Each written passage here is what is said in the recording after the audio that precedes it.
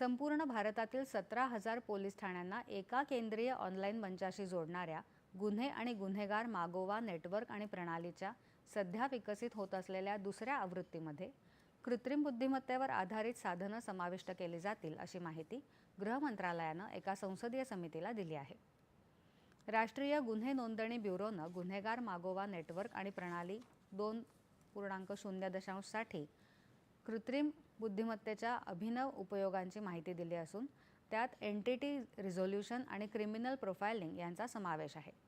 या प्रणालीद्वारे विविध पोलीस ठाण्यांमधील FIR डेटाच्या आधारे ही प्रणाली वेगवेगळ्या प्रकरणांचे धागेदोरे उलगडत त्यातल्या समान संशयिताला ओळखू शकते आणि एखाद्या व्यक्तीचं संपूर्ण गुन्हेगारी प्रोफाइल पूर्ण करू शकते। गुन्ह्यांचा तपास करण्यासाठी, त्याची सिद्धता करण्यासाठी तसंच न्यायालयात दाखल खटल्यांचा मागोवा घेण्यासाठी CCTNS प्रकल्पाची मदत होते। परराष्ट्र व्यवहार मंत्री डॉ. एस. जयशंकर आणि पोर्तुगाल